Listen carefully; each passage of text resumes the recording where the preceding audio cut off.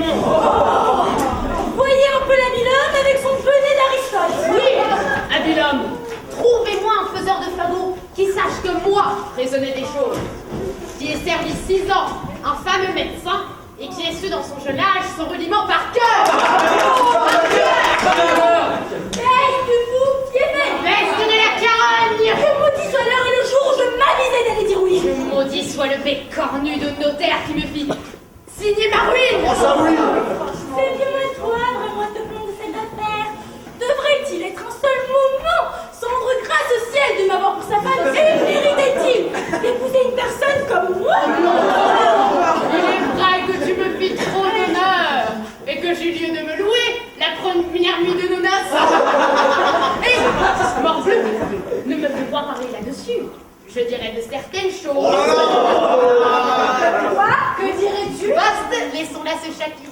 Il suffit que nous savons ce que nous savons et que tu fus bien heureuse de me trouver. Que fais-tu, bien heureuse de te trouver? Un homme qui me réduit à l'hôpital, un débauché, un traître qui me mange tout ce que j'ai. J'en bois une partie. Qui m'a ôté sa pièce, tout ce qui est dans le logis. C'est vivre de ménage. Qui m'a ôté jusqu'au lit de jamais. Tu t'enlèveras plus matin. Et enfin qui ne laisse aucun mal dans toute la maison. On en déménage plus aisément. Et qui du matin jusqu'au soir ne fait que jouer et que boire. C'est pour ne point m'ennuyer. Et que veux-tu pour ce temps que je passe avec ma famille? Tout ce qui te plaira. J'ai qu'être pauvre enfant sur les bras. Mets-les à terre. Demande à qui tu penses. Donne-leur le fouet. Quand j'ai bien bu et bien mangé, je veux que tout le monde soit sous dans ma maison. Et tu prétends, ivrogne, que les choses aillent toujours de même? Ma femme, allons tout doucement, s'il vous plaît. Que j'endure éternellement des insolences et des débauches? Nous nous emportons quoi, ma femme? Que je ne sache pas trouver le moyen de te ranger à tes devoirs? Ma femme, vous savez que je n'ai pas l'âme endurante et que j'ai le bras assez bon. Je me moque de tes menaces. Ma petite femme m'a mis votre peau vous démange à votre ordinaire. Je te montrerai bien que je ne te crains nullement. Ma chère, vous avez envie de me dérober quelque chose? Crois-tu que je m'épouvante de tes paroles? Tous vos objets de mes jeux, je vous frotterai les oreilles. Je vous battrai. Je vous rasserai. Je vous étrillerai.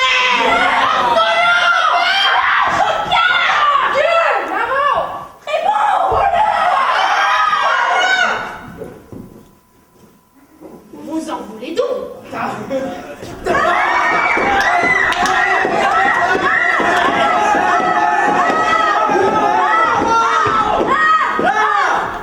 Fille, qu'est-ce que c'est? Quelle infamie! Peste soit le coquin de battre ainsi sa femme! Et je veux qu'il me batte, moi. Ah!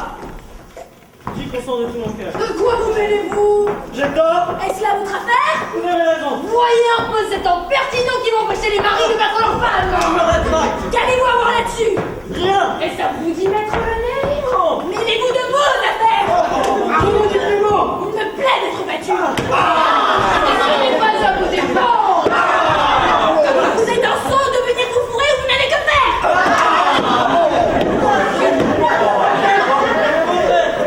Je vous demande pardon de tout mon cœur. Faites, brossez, tâtez votre femme comme il faut. Et je vous aiderai si vous le voulez. Au revoir. Et il ne me plaît pas, moi. Je la veux battre si je le veux et ne la veux pas battre si je ne le veux pas. Très bien. C'est ma femme et non la vôtre. Sans doute. Vous n'avez rien à me demander. Je n'ai que faire de votre aide. Et vous êtes un sourd de venir vous ingérer des affaires d'autrui. Apprenez que Cicéron dit qu'entre l'art et le droit, il ne faut point mettre l'écart.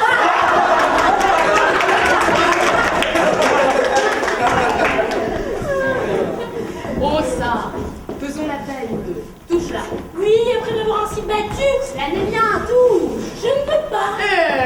Non, ma petite femme. Touche, te dis. Je n'en ferai rien. Viens, viens. Non, je veux être en colère. Si, c'est une bagatelle. Allons, allons. Laisse-moi là. Touche, te dis-je. Tu m'as trop maltraité. Eh bien, va. Je te demande pardon. Mais la femme. Va, je te pardonne, mais il le paiera.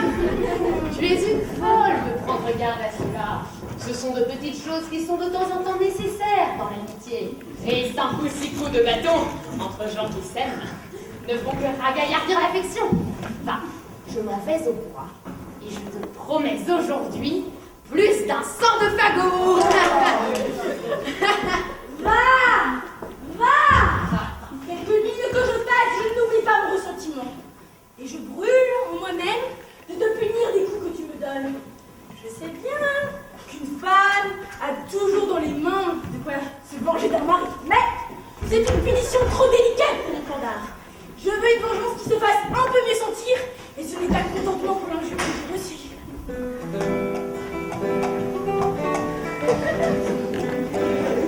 Ah, Wagel, ça on là tous deux, une gamble de commission, et je ne sais pas moi, c'est que je pense en attraper. Mais que veux-tu, mon pauvre nourricier? Il faut bien obéir à notre maître. Et puis nous avons intérêt l'un et l'autre à la santé de sa fille, notre maîtresse. Et sans doute son mariage, différé par sa maladie, nous vaudrait quelques récompenses. Horace, qui est libéral, a bonne part aux prétentions qu'on peut avoir sur sa personne. Étant qu'elle était voir de l'affection pour un certain Léandre, tu sais bien que son père n'a jamais voulu consentir à le recevoir pour son genre. Ne puis-je pas trouver quelque invention pour me venger? Mais quelle fantaisie s'est-il bouté là dans la tête, puisque les médecins y avons tous perdu dans le latin. On trouve parfois, à force de chercher, ce qu'on ne trouve pas d'abord, et souvent de simples lieux. Oui, il faut que je me venge à quelque prix que ce soit. Ces coups de bâton me reviennent au cœur, je ne les saurais digérer.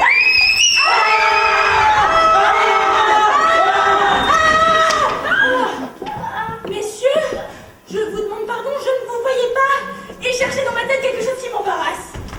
Chacun a ses soins dans le monde, et nous cherchons aussi quelque chose que nous aimerions bien trouver.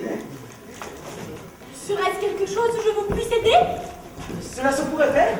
Et nous tâchons de rencontrer quelques habilhomme, quelques médecins en particulier, qui puissent donner quelques soulagements à la fille de notre maître. Attaquée d'une maladie qui lui a ôté tout à coup l'usage de la langue. Alors plusieurs médecins ont déjà épuisé toute leur science après elle, mais on trouve parfois des gens avec des secrets admirables, de ces remèdes particuliers qui font le plus souvent ce que d'autres n'ont su faire. Et c'est là ce que nous cherchons. Ah, que le ciel m'inspire une admirable invention pour me venger de mon Pandare. Vous ne pouviez jamais mieux vous adresser pour rencontrer ce que vous cherchez. Nous avons ici un homme, le plus merveilleux homme au monde pour les maladies désespérées. Et de grâce, où pouvons-nous le rencontrer? Vous le trouverez maintenant vers ce petit vieux coq-là qui s'amuse à couper du bois. Un médecin qui coupe du bois? Qui s'amuse à cueillir des simples, voulez-vous dire? Non, c'est un homme extraordinaire qui se plaît à cela. Fantasque, bizarre, honteux, et que vous ne prendriez jamais pour ce qu'il est. Il va, vêtu d'une façon extravagante, affecte quelquefois de paraître ignorant, tient sa science renfermée, et ne fait rien dans tous les jours que d'exercer les merveilleux talents qu'il a eu du ciel pour la médecine. C'est une chose admirable que tous les grands hommes ont du caprice, quelques petits grains de folie mêlés à leur science. La folie de celui-ci est plus grande qu'on ne peut croire, car elle va parfois jusqu'à vouloir être battue pour demeurer d'accord de sa capacité. Et je vous donne l'avis que vous n'en viendrez pas à bout, qu'il n'avouera jamais qu'il est médecin s'il se le met en fantaisie, et que vous le preniez chacun en bâton et ne le réduisez à force de discours à vous confesser à la fin ce qu'il vous cachera d'abord. C'est ainsi que nous en usons quand nous avons besoin de lui. Voilà une étrange folie. Il est vrai, mais vous verrez qu'après ça, il fait des merveilles. Comment se nomme-t-il? Il s'appelle Sganarelle, mais c'est un homme aisé à connaître. Il porte une fraise avec un habit jaune et vert. Un ami Jolival, c'est donc le médecin des perroquets. Mais est-il bien vrai qu'il soit si habile que vous le dites? Comment? C'est un homme qui fait des merveilles. Il n'y a pas 6 mois qu'une femme fut abandonnée de tous les autres médecins. On la tenait morte il y avait déjà 6 heures et l'on se disposait à l'ensevelir lorsqu'on y fit venir de force l'homme dont nous parlons. Il l'a vu, mis en vue, une petite coup de je ne sais quoi dans la bouche et... Dans le même instant, la jeune femme se leva sur ses pieds et se promena dans sa chambre comme si rien n'eût été. Il fallait que sortit quelque goutte d'or potable. Cela pourrait permettre...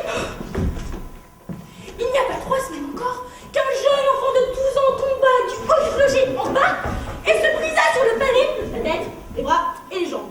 On n'y pas besoin amener l'homme dont nous parlons, qu'il le frotta par tout le corps d'un certain Ongan en cette terre Et le jeune enfant se leva sur ses pieds et courut jouer à la possède. Il faut que cet homme ait la médecine universelle. qui en doute. Investiguez.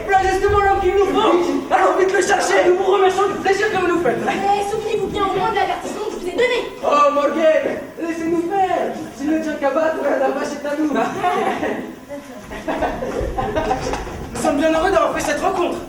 Et j'en conçois pour moi la meilleure espérance du monde.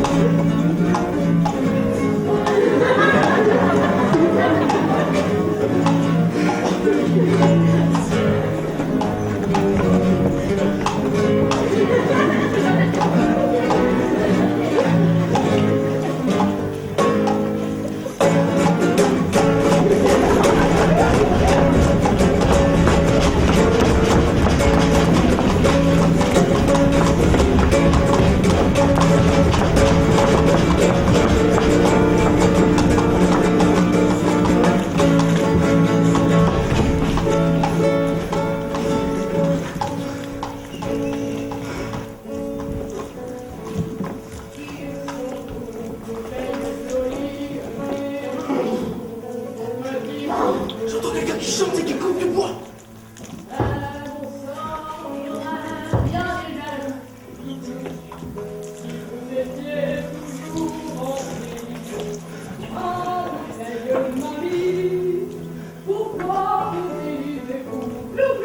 Le voilà lui-même. Je pense que vous dites vrai et que j'avons monté une étude. Voyons de près.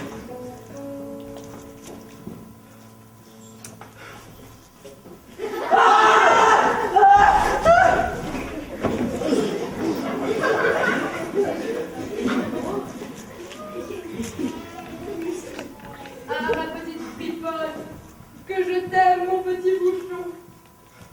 Mais mon sang ferait bien des jaloux si vous étiez toujours en vie. Ah, bouteille mamie, pourquoi vous videz-vous? Diable! À qui en veulent ces gens-là? C'est lui, assurément. Le vin tout craché, comme on nous l'a défiguré.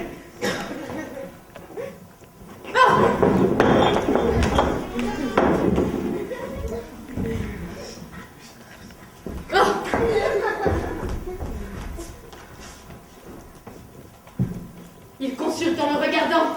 Quel dessein aurait-il? Monsieur, n'est-ce pas vous qui vous appelez Sganarelle? Hein? Quoi? Je vous demande si ce n'est pas vous qui se nomme Sganarelle. Oui et non. Selon ce que vous lui voulez.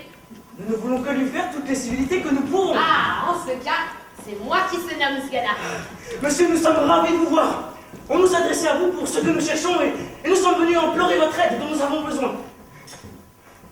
Si c'est quelque chose, messieurs, qui dépendent de mon petit négoce, je suis tout prêt à vous rendre service. Monsieur, c'est trop de grâce que vous nous faites. Mais couvrez-vous, s'il vous plaît, le soleil pourrait vous incommoder. Monsieur, goûtez dessus. Je n'ai pas de chapeau. Voilà des gens bien pleins de cérémonie. Faut pas trouver étrange que nous venions à vous. Hein. Les amis, les gens sont toujours très recherchés et nous sommes instruits de votre capacité. Ah, il est vrai, messieurs, que je suis le premier homme du monde pour faire des fagots. Ah, monsieur. Je n'y épargne aucune chose et les fais d'une façon qu'il n'y a rien à dire. Monsieur, ce n'est pas de cela dont il est question. Mais aussi, je les vends sans dissonne le sang. On ne parle point de cela, s'il vous plaît. Je vous promets que je ne saurais les donner à moi. Monsieur, nous savons les choses. Si vous savez les choses, vous savez que je les vends cela. Monsieur, c'est se moquer. Je ne me moque point, je n'en puis rien rabattre. Parlons d'autre façon, de grâce. Vous en pourrez trouver autre part à moi. Il y a fagot et fagot, mais pour ce que je fais... Eh, monsieur, laissons-là ce discours. Je vous jure que vous ne les auriez pas s'il s'en fallait un double. Allez, fille. Non, en conscience, vous en paierez cela. Je vous parle sincèrement et je ne suis pas à ma surveille. Faut-il, monsieur, qu'une personne comme vous s'abaisse à parler de la sorte? S'amuse à cette grossière feinte? Qu'un homme si savant, un fameux médecin comme vous êtes, pourrait se déguiser aux yeux du monde et tenir enterrer les beaux talents qu'il a? Il est fou. De grâce, monsieur, ne dissimulez point avec nous. Quand même. Tout ce tripotage ne sert de rien. Je savons ce que je savons. Quoi donc? Que me voulez-vous dire? Pour qui me prenez-vous? Pour ce que vous êtes. Pour un grand médecin. Médecin vous-même. Je Je ne le suis pas et ne l'ai jamais été. Voilà sa folie qui le tient. Monsieur, ne veuillez point dissimuler davantage. Et n'en venons point, s'il vous plaît, à de fâcheuses extrémités. À quoi donc? À de certaines choses dont nous serions maris. Parbleu, venez-en à tout ce qu'il vous plaira. Je ne suis point médecin et ne sais ce que vous me voulez dire. Oui, je vois bien qu'il faut se servir du remède. Monsieur, encore un coup, je vous prie d'avouer ce que vous êtes. Investiguez, ne l'antiprenez point davantage et confessez à la flanquette que vous êtes médecin. Ah! Comment nier ce qu'on sait? Messieurs, Pourquoi toutes ces flammes-là?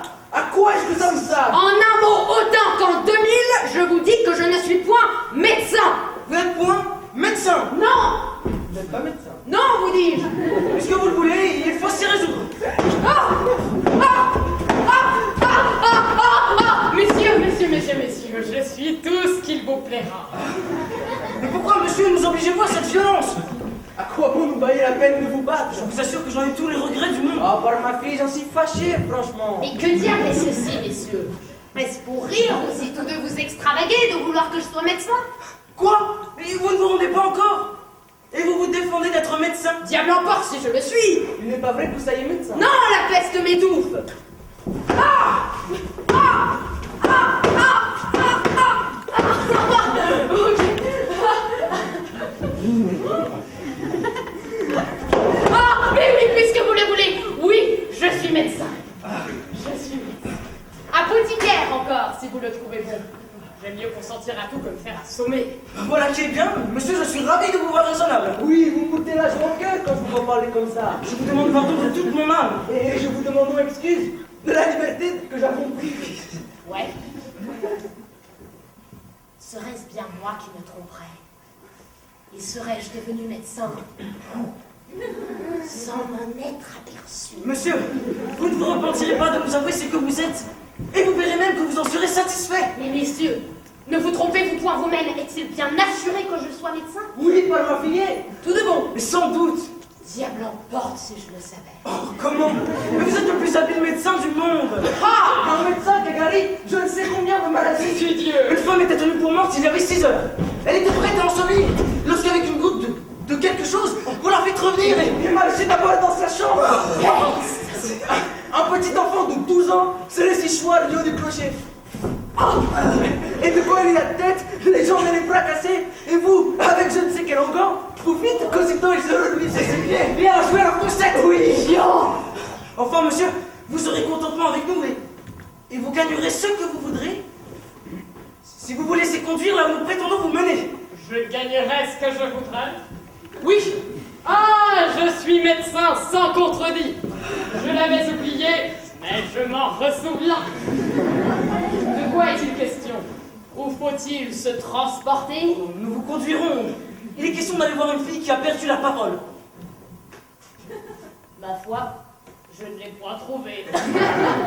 Il aime Harry. Allons, monsieur. Comment s'en rendre médecin? Bon, nous en prendrons une. Ah! Et attendez. Tenez cela. Voilà où je mets mes remèdes. Vous, marchez là-dessus, par ordonnance du médecin.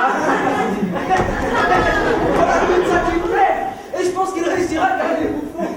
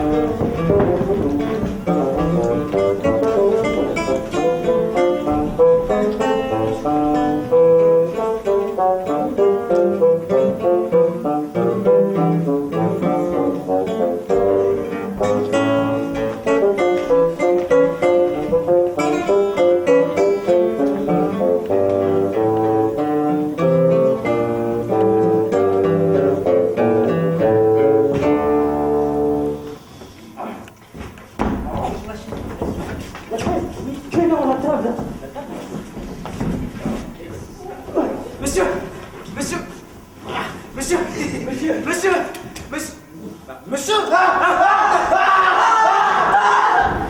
Je crois que vous serez satisfait, car nous vous avons amené le plus grand médecin du monde.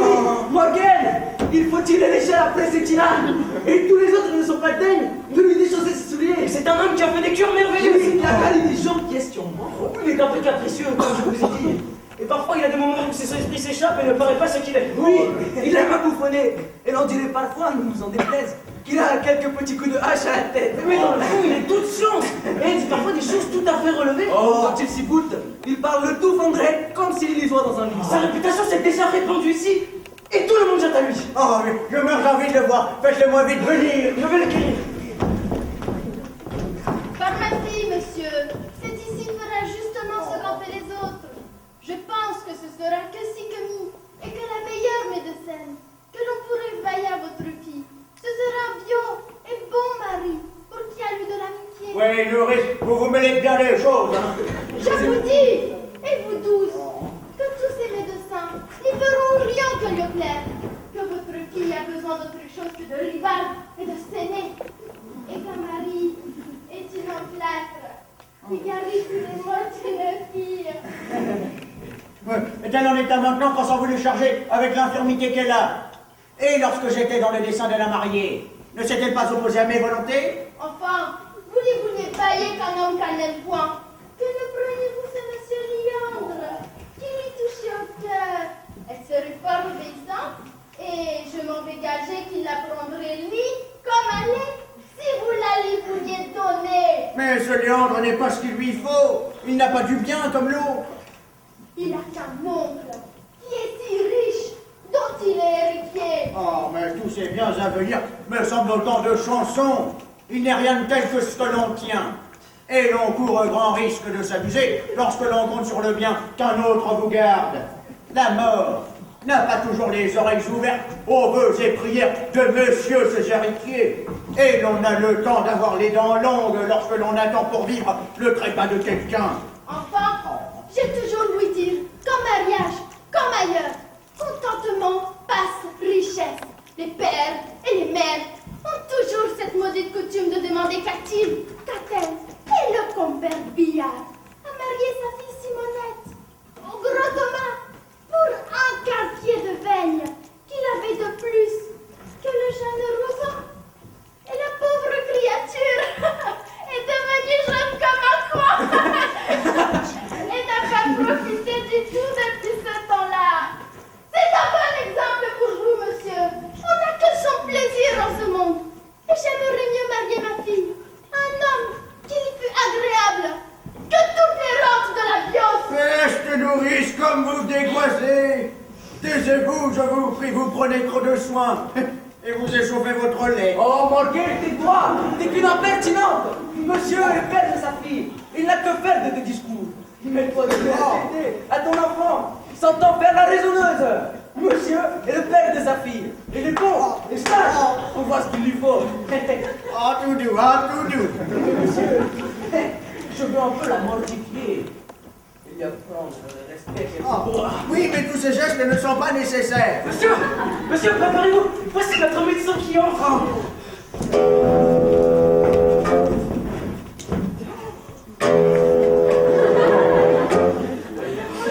Monsieur, je suis ravi de vous voir chez moi. Et nous avons grand besoin de vous.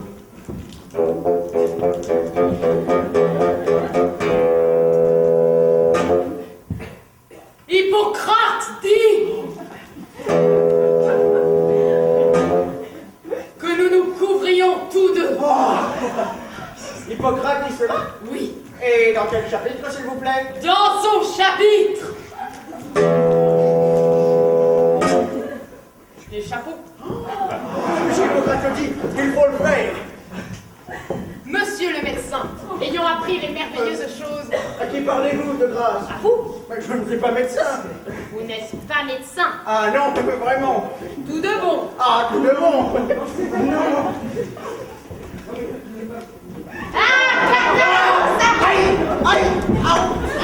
Vous êtes médecin maintenant. Je n'ai jamais eu d'autre licence. Quel homme avez-vous vois venez là. Je vous avais bien dit que c'était un médecin goguenard. Ah oui, mais je vous l'enverrai promener avec ses goguenarderies. Monsieur, ne prenez pas garde à ça. Ce n'est que pour rire. Oui, mais cette raillerie ne me plaît pas. Monsieur, je vous demande pardon de la liberté que j'ai prise. Oh, je suis votre serviteur. Je suis fâché Oh, ça n'est rien. des coups de bâton Il n'y a pas de mal. que j'ai eu l'honneur de vous donner. Ne parlons plus de cela. Écoutez, j'ai une fille qui est tombée dans une étrange maladie. Je suis ravie. Monsieur, que votre fille ait besoin de moi. Et je souhaiterais de tout mon cœur que vous en eussiez besoin aussi, vous et toute votre famille, pour vous témoigner l'envie que j'ai de vous servir. Je vous suis obligé de ces sentiments. Je vous assure que c'est du meilleur de mon âme que je vous parle. C'est trop d'honneur que vous me faites. Comment s'appelle votre fille? Lucin. Lucin. Ah, pronom à médicamenter. Lucin. On va voir un peu ce qu'elle fait. Mais attendez, qui est cette grande femme-là? Ah, oh, c'est la nourrice d'un petit enfant que j'ai. Peste, le joli meuble que voilà. Ah, nourrice. Charmante nourrice. Ma médecine est la très humble esclave de votre nourricerie. Et je voudrais bien être le petit propos fortuné qui détient le lait de vos bonnes grâces. Tous mes remèdes, toute ma science, toute ma capacité est à votre service. Monsieur le médecin, laissez-la ma femme, je vous prie. Elle est votre femme. Ah, vraiment, je ne savais pas cela. Et je m'en réjouis pour l'amour de l'un. Tout doucement, s'il vous plaît. Je vous assure que je suis ravie que vous soyez venus ensemble. Je la félicite d'avoir un mari comme vous. Et je vous félicite, vous, d'avoir une femme si belle, si sage et si bien faite que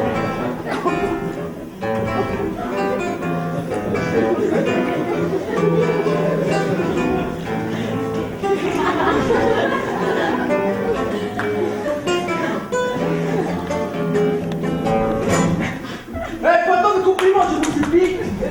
Ne voulez-vous pas que je me réjouisse avec vous d'un si bel assemblage? Avec moi, tant qu'il vous plaira. Mais avec ma femme, crève de salive. Je prends part également au bonheur de tous deux. Et si je vous embrasse, vous témoignez ma joie. Je l'embrasse de même pour lui en témoigner aussi.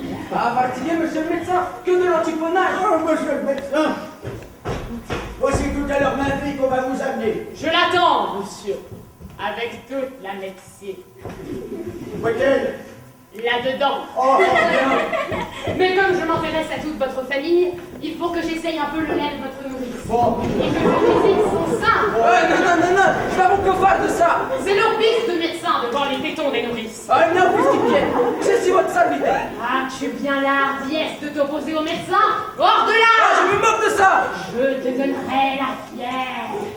Oh, toi là, toi aussi. Est-ce que je ne suis pas assez grande pour me défendre moi-même s'il me fait quelque chose qui ne soit pas à faire? Mais je ne veux pas qu'il te tacte, moi. Fille, le vilain vieil jaloux de sa part. Monsieur le médecin. Voici ma fille. Est-ce là la malade? Oui, je n'ai que de fille et j'aurais tous les regrets du monde si elle venait à mourir. Qu'elle s'en garde bien. Il ne faut pas qu'elle meure sans l'ordonnance du médecin. Voilà une malade qui n'est pas tant dégoûtante. Et je tiens qu'un homme bien sain s'en accommoderait assez. Ah, vous l'avez fait rire. Tant mieux. Lorsque le médecin fait rire la malade, c'est le meilleur signe du monde.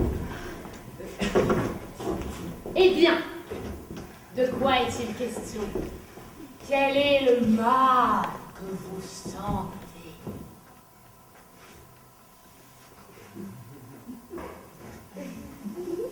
Oh, Eh, que dites-vous? oh, oh, oh, Quoi? oh, oh, oh, oh, oh, oh, oh, oh, oh, oh, oh,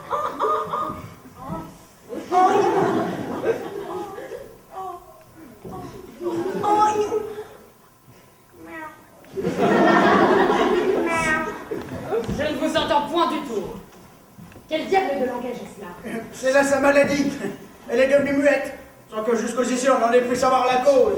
Et c'est un accident qui a fait retarder son mariage. Et pourquoi? Oh, monsieur, celui qu'elle doit épouser veut attendre sa guérison pour conclure les choses. Et qui est ce sot-là qui ne veut pas que sa femme soit muette? Plût à Dieu que la mienne eut cette maladie. Je me garderais bien de la vouloir guérir. Nous vous prions d'employer tous vos soins pour la soulager de son mal. Ah, ne vous mettez pas en tête. Dites-moi un peu, ce mal l'oppresse-t-il beaucoup? Oh oui. Tant mieux! Sent-elle de grandes douleurs? Oh, fort grande. C'est fort bien fait. Va-t-elle où vous savez? Oui. Copieusement? Je ne me connais pas à ces choses. La matière est-elle louable? Oh, n'entends rien à cela. Tenez-moi votre bras. Voilà un fou qui marque que votre fille est muette. Oh, c'est là son mal. Vous l'avez deviné du premier coup. Nous autres grands médecins, nous voyons d'abord les choses.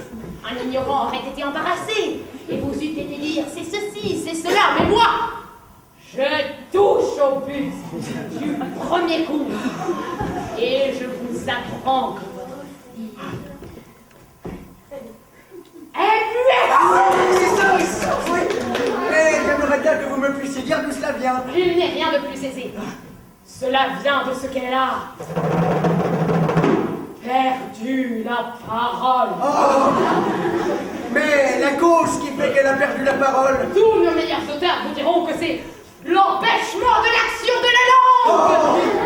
Mais encore, vos sentiments sur cet empêchement de l'action de la langue. Aristote, là-dessus, dit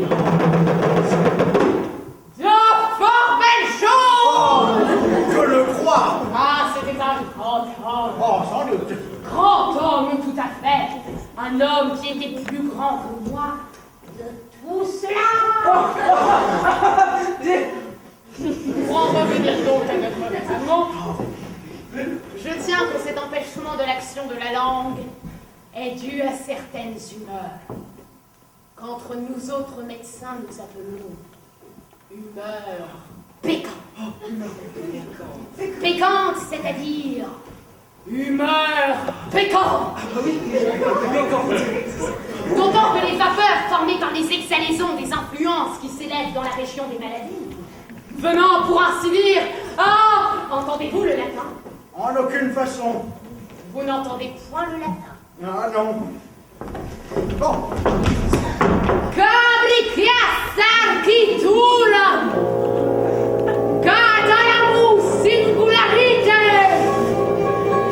nominativo haec musa, la muse, bonus bona bonum, Deus sanctus, esse oratio latinas, etiam, oui, quam, quia substantivo et adjectivum concordat in generi numerum et casus. Oh, que l'ai-je étudié. Oui, ça le si bien que je n'y entends goutte. Oh, ces vapeurs dont je vous parle, venant à passer du côté droit, où est le cœur, au côté gauche, où est le foie, il se trouve que le poumon, que nous appelons en latin armian, ayant communication avec le cerveau, que nous appelons en grec nasmus,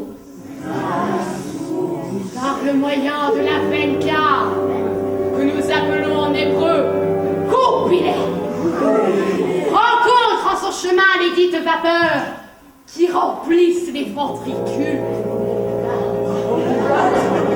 Et parce que les dites vapeurs, comprenez bien ce raisonnement, je vous prie, et parce que les dites vapeurs ont une certaine malignité, et vous êtes ceci, je vous en conjure, certaine malignité qui est causée. Soyez attentifs, s'il vous plaît. Je suis.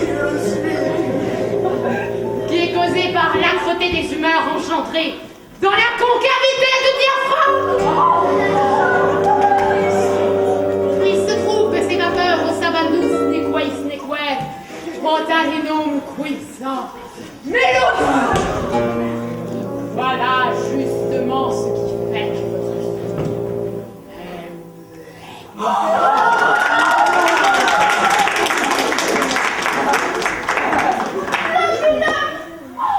Oui, que n'est-ce la langue aussi bien pendue? On ne peut pas mieux raisonner, sans doute. Non. Mais, il n'y a qu'une chose qui m'a choqué.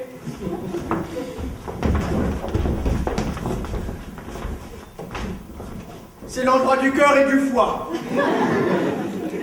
Il me semble que vous les placez autrement qu'ils ne sont. Le cœur est du côté gauche et le foie du côté droit. Oui, cela était autrefois aussi. Mais nous avons changé tout cela. Et nous faisons maintenant la médecine d'une méthode toute nouvelle. C'est cela que je ne savais pas. Et je vous demande pardon de mon ignorance. Il n'y a pas de mal. Vous n'êtes pas obligé d'être aussi habile que nous. Assurément.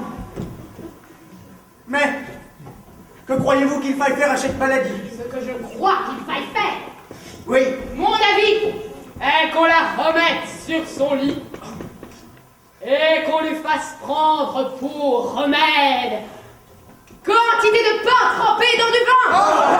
oui, quantité de pain et de vin.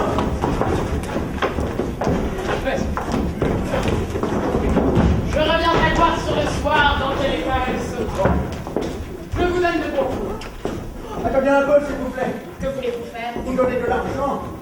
Je m'en prendrai pas, monsieur. Monsieur, Point du tout. un petit instant.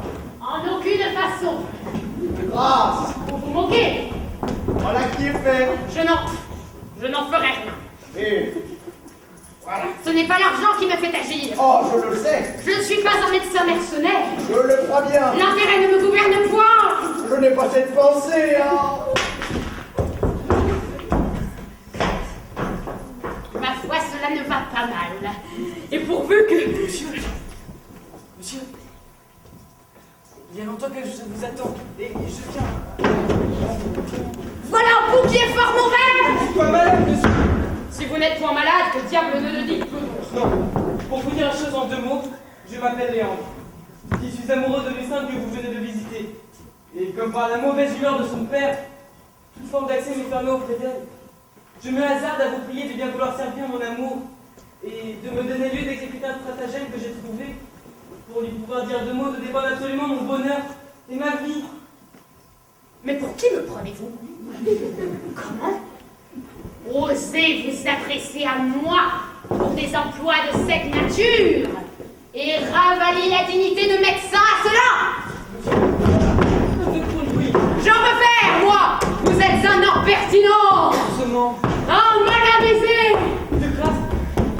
Je vous apprendrai que je ne suis pas un surfaire et que c'est d'une insolence extrême de vouloir m'employer. Je ne parle pas pour vous, car vous êtes honnête homme.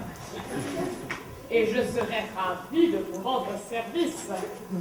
Mais il y a de certains impertinents au monde qui viennent prendre les gens pour ce qu'ils ne sont pas. Et je vous avoue que cela me met en colère. Je vous demande pardon, monsieur, de la liberté que j'ai. Vous vous moquez. De quoi il s'est question? Vous saurez donc, monsieur, que cette maladie que vous voulez guérir est une feinte maladie. Les médecins ont raisonné là-dessus comme il faut. Et ils n'ont pas manqué de dire que cela procédait qui du cerveau, Ah, Nasmus! qui de la rate, qui du foie, qui des entrailles. Mais il est certain que l'amour en est la véritable cause. Et que Lucin n'a trouvé cette maladie que pour se délivrer d'un mariage dont elle était importunée. Mais, de crainte qu'on nous voit ensemble, retirons-nous d'ici. Je vous expliquerai en marchant ce que j'attends de vous. Ma foi, monsieur, vous m'avez donné pour votre amour une tendresse qui n'est pas concevable. et j'y perdrai toute ma médecine. Ou la malade crèvera, ou elle sera à vous.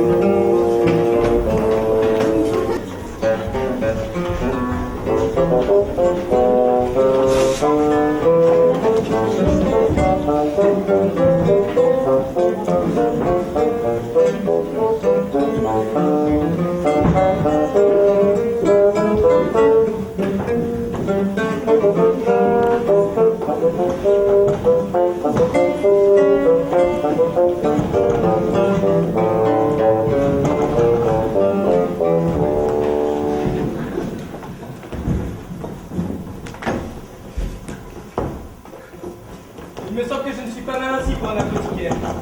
Et comme le père ne m'a guère vu, ce changement d'habit et de perruque est assez capable, je crois, de me satisfaire à ses yeux. Sans doute. Ce que je souhaiterais maintenant, serait de savoir 5 ou 6 grands mots de médecine, afin de parer mon discours et de me donner l'air d'un habile homme. Allez, allez! Cela n'est pas nécessaire. Il suffit de l'habit. Et je n'en sais pas plus que vous. Quoi? Diable emporte si j'entends rien en médecine. Vous êtes honnête homme. Et je veux bien me confier à vous. Comme vous vous confiez à moi. Mais vous n'êtes pas effectivement... Non, vous dites. Ils m'ont fait médecin malgré mes dents. Je ne m'étais jamais mêlé d'être aussi savant que cela. Et toutes mes études n'ont été que jusqu'en 6e.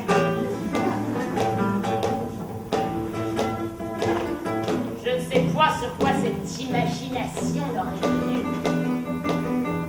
Mais quand j'ai vu qu'à toute force et voulait que je fusse médecin, je me suis résolu de l'être. Au dépend de qui il appartiendra. Cependant, vous ne sauriez croire comment l'erreur s'est répandue. Et de quelle façon chacun s'est endiablé à me croire habile homme. On me vient chercher de tous les côtés. Et si les choses vont toujours de même, je suis d'avis de m'en tenir toute ma vie à la médecine.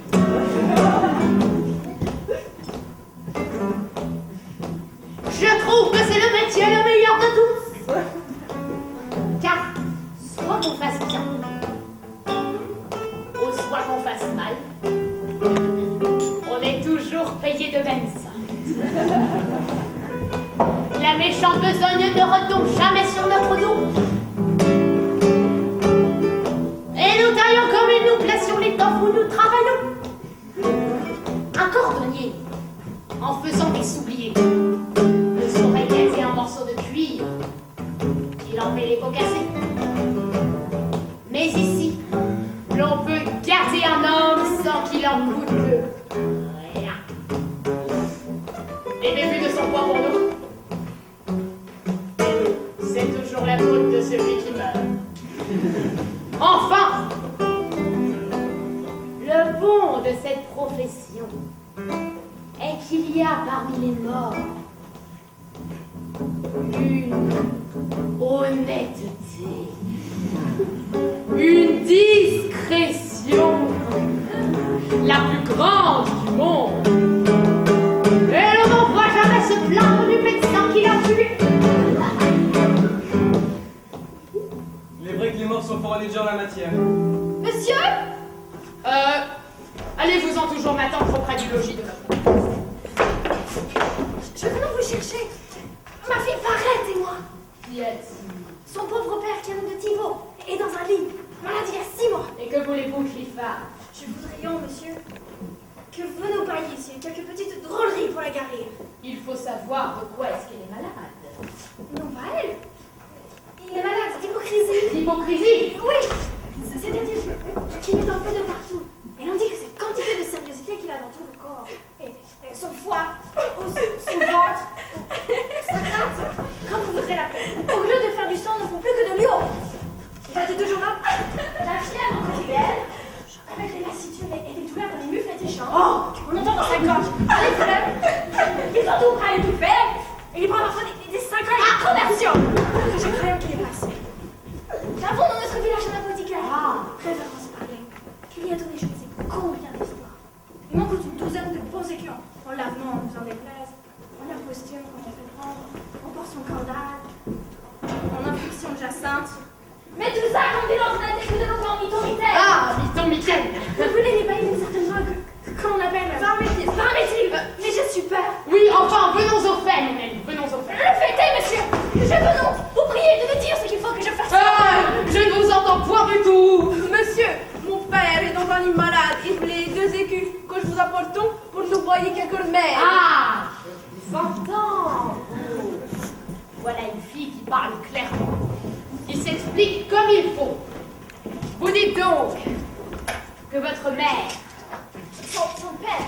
que votre père est malade d'hydropysite, qu'il a de la fièvre avec des douleurs dans les jambes et qu'il lui prend parfois des syncopes et des convulsions, c'est-à-dire des évanouissements.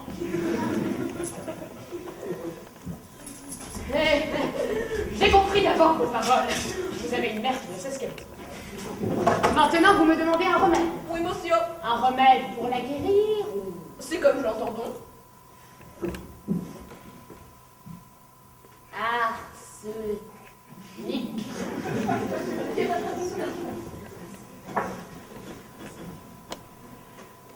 Achtung.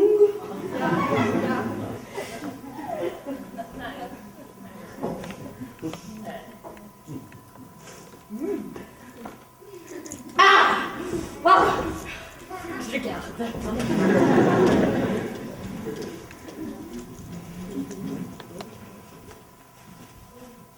Ah, mais voilà un morceau de fromage qu'il faut que vous lui fassiez prendre. Du fromage, monsieur? Oui, c'est un fromage préparé où il entre de l'or, du corail, des perles et quantité d'autres choses précieuses.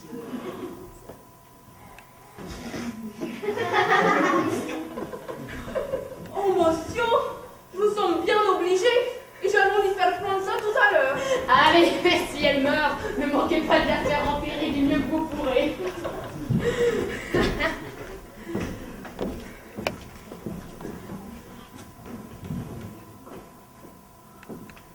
Voici la belle nourrice. Ah, nourrice de mon cœur, je suis ravie de cette rencontre. Et votre vue est la rhubarbe, la carse et le séné qui purge toute la mélancolie de mon âme. Fatiguée, monsieur le médecin, ça est trop bien dit pour moi. Et je n'entends rien à tout bout de la table. Devenez malade, nourrice de mon fils. Devenez malade pour l'amour de moi. J'aurai toutes les joies du monde à vous guérir. Je suis votre servante. J'aimerais bien mieux qu'on ne me guérisse pas. Que je vous plains, belle nourrice, d'avoir un mari jaloux et fâcheux comme celui que vous avez. Que voulez-vous? C'est pour la pénitence de mes fautes. Et là où une chèvre est liée, il faut bien qu'elle broute. Comment? Un rustre comme cela? Un homme qui vous observe toujours et ne veut pas que personne vous parle. Hélas, ce n'est qu'un petit échantillon de sa mauvaise humeur. Et vous n'avez rien vu encore. Est-il possible? Et qu'un homme ait l'âme assez basse pour maltraiter une personne comme vous? Ah, que j'en sais, belle nourrice, et qui ne sont pas loin d'ici, qui se tiendraient heureux de baiser seulement les petits bouts de vos petons. Pourquoi faut-il qu'une personne si bien faite soit tombée en de telles mains, et qu'un franc animal, un brutal, un stupide, un sot? Pardonnez-moi, nourrice, si je parle ainsi de votre mari.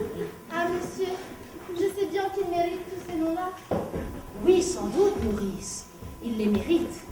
Et il mériterait encore que vous lui missiez quelque chose sur la tête, pour le punir des soupçons qu'il a.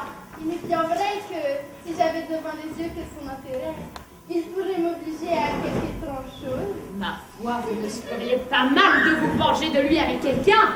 C'est un homme, je vous le dis, qui mérite bien cela. Et si j'étais assez heureux, belle nourrice, pour être choisie...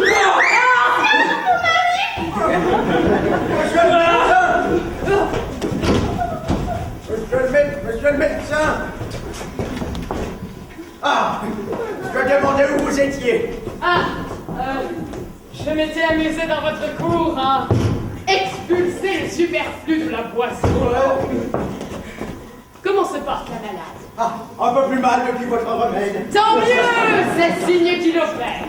Ah oui, mais en opérant, je crains qu'il ne l'étouffe. Ah, ne vous mettez pas en peine. J'ai des remèdes qui se moquent de tout. Et je l'attends à l'agonie. Ah. Qui est cet homme-là que vous amenez? C'est... Ah! Quoi? Celui Hey! qui... Ah! Je vous entends! Votre fille en aura besoin. Oui. Peut-être. Non. Monsieur, mais là, votre fille qui va un peu marcher. Cela lui fera du bien. Allez-vous-en, monsieur. L'apothicaire. Tapez un peu son pouls. Monsieur. C'est une grande et subtile question entre les doctes. De savoir si les femmes sont plus faciles à guérir que les hommes. Je vous prie d'écouter ceci, s'il vous plaît. Les uns disent que non, les autres disent que oui. Et moi, je dis que oui, et non. D'autant que l'incongruité des humeurs opaques qui se rencontrent au tempérament naturel des femmes, venant que la partie brutale veut toujours prendre empire sur la sensibilité. On voit que l'inégalité de leurs opinions dépend du mouvement oblique du ciel de la lune. Et comme le soleil qui garde ses rayons sur la concavité de la terre trouve en son chemin... Je ne suis pas du tout capable de changer de sentiment. Voilà ma fille qui parle. Oh, grande vertu du remède, admirable médecin. Comme je vous suis obligé de cette guérison merveilleuse. Et que puis-je faire pour vous après un tel service? Voilà une maladie qui m'a bien coûté de la peine. Oui, mon père. J'ai recouvré la parole. Oh. Mais je l'ai recouvré pour vous dire que je n'aurai jamais d'autre époux que Léon. Et que c'est inutilement que vous voulez me donner Horace. Quoi? Rien n'est capable de débranler la résolution que j'ai prise. Mais Vous m'opposerez en vain de belles raisons. Mais Tous vos discours ne serviront de rien. Si le- C'est une chose où je suis déterminée. Il n'est puissance paternelle qui puisse m'obliger à me marier malgré Je moi. me sou- Vous avez beau faire tous vos efforts. Mais- Mon cœur ne saurait se soumettre à cette tyrannie. Vous- Et je me jetterai plutôt dans un couvent que d'épouser un homme que je n'aime point. Mais je- Non. En aucune façon pour la faire. Vous perdez le temps. Je n'en ferai rien sur les résolutions. Oh, quelle impétuosité de parole! Il n'y a pas moyen d'y résister, monsieur le médecin. Je vous prie de la faire redevenir muette. C'est une chose qui m'est impossible. Oh. Tout ce que je puis faire pour votre service est de vous rendre sourd. Si vous voulez. Oh, je vous remercie. Penses-tu donc? Non. Toutes vos raisons ne gagneront rien sur mon âme. Tu épouseras Horace dès ce soir. J'épouserai plutôt la mort. Mon Dieu, arrêtez-vous! Laissez-moi médicamenter cette affaire. C'est une maladie qui la tient, et je sais le remède qu'il lui faut apporter. Oh, est-il possible que vous puissiez aussi guérir cette maladie de l'esprit? Oui, laissez-moi faire. J'ai des remèdes pour tout. Et notre apothicaire nous servira pour cette cure. Vous voyez que l'ardeur qu'elle a pour ce Léandre est tout à fait contraire aux volontés du Père. Qu'il n'y a pas de temps à perdre, que les humeurs sont fort aigries, et qu'il est nécessaire de trouver promptement un remède à ce mal qui pourrait empirer par le retardement. Pour moi, je n'y en vois qu'un seul, qui est une prise de fuite purgative que vous mêlerez comme il faut à 2 drachmes de matrimonium en pilule. Peut-être aura-t-elle quelques difficultés à prendre ce remède, mais comme vous êtes habile dans votre métier, c'est à vous de l'y résoudre et de lui faire avaler la chose du mieux que vous pourrez. Allez-vous-en. Lui faire faire un petit tour de jardin afin de préparer les humeurs. Mais surtout ne perdez point de temps. Au remède, vite! Au remède spécifique! Quelles drogues, monsieur, sont celles que vous venez de dire? Il me semble que je ne les ai jamais oui nommées. Ah, ce sont drogues dont on se sert dans les nécessités urgentes! Avez-vous jamais vu un insolence pareille à la sienne? Les filles sont quelquefois un peu têtues. Oh, vous le sauriez croire comme elle est affolée de ce... Léandre. Ah, la chaleur du sang fait cela dans les jeunes esprits. Pour moi, dès que j'ai découvert la violence de cet amour, j'ai su tenir ma vie toujours renfermée. Bravo! Il serait arrivé quelque folie si j'avais souffert qu'il se fût. Tout. Je crois qu'elle aurait été fière à s'en aller avec lui. C'est prudemment raisonné. On m'a l'air qu'il fait tous ses efforts pour la voir. Oh, quel drôle! Mais il perd son temps. Ah ah! Et j'empêcherai bien qu'il ne la voie. Il n'a pas à faire un saut. Et vous savez des rubriques qu'il ne sait pas. Plus fin que vous. N'êtes pas bête. Ah! Martigué, monsieur! Facilitaire du Tantamar! Votre fille s'est enfuie avec ce Léandre! Oh! Et c'est lui qui était l'apothicaire! Oh! Et Blanc, c'est le médecin qui a fait cette belle opération-là! Oh! Comment m'assassiner de la façon? Allons à un commissaire et qu'on empêche qu'il ne sorte. Ah, Craig, je vous ferai punir par la justice. Ah, par ma fille, monsieur le médecin! Tout se fait pendu! Ne bougez pas, seulement!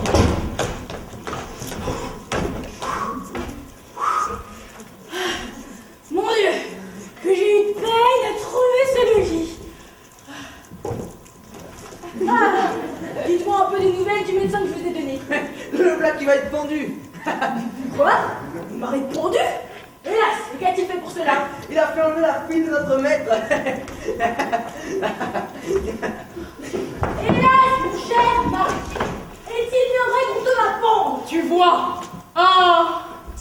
Faut-il que tu te laisses mourir en présence de tant de gens? Et que veux-tu que j'y fasse? Encore, si tu avais achevé de couper notre bois, je prendrais quelques consolations, mais... Retire-toi de là! Tu me fends le cœur. Non, je veux demeurer à tes côtés pour t'encourager à la mort. Je ne te quitterai point que je ne t'ai vu pendu. Ah! Le commissaire viendra bientôt et l'on s'en va vous mettre en lieu où l'on pourra me répondre de vous. Hélas, cela ne se peut-il point changer en quelques petits coups de bâton? Non, non, la médecine en ordonnera. Mais que vois-je? Monsieur, je viens faire paraître Léandre à vos yeux et remettre Lucien dans votre pouvoir. Nous avons eu dessein de prendre la fuite ensemble et de nous aller marier nous deux. Mais cette entreprise a laissé place à un procédé plus honnête. Je ne prétends point vous voler votre fille. Et ce n'est que de votre main que je la vais recevoir. Ce que je vous dirai, monsieur, c'est que je viens de recevoir des lettres par où j'apprends que mon oncle est mort. Et que je suis héritier de tous ses biens. Monsieur, votre vertu m'est tout à fait considérable et je vous la dis avec toute la joie du monde. La médecine a échappé belle. Est-ce que tu ne seras pas pendu? Rends-moi grâce à tes médecin, car c'est moi qui t'ai procuré cet honneur. Oui, c'est toi qui m'as procuré je ne sais combien de coups de bâton. L'effet en est trop beau pour en garder du ressentiment. Soit, je te pardonne en faveur de la dignité où tu m'as élevé, mais prépare-toi désormais à vivre dans un grand respect avec un homme de ma conséquence. Et songe que la colère d'un médecin est plus à craindre qu'on ne peut croire. Oh, allons jeunes gens, allons les préparatifs du mariage.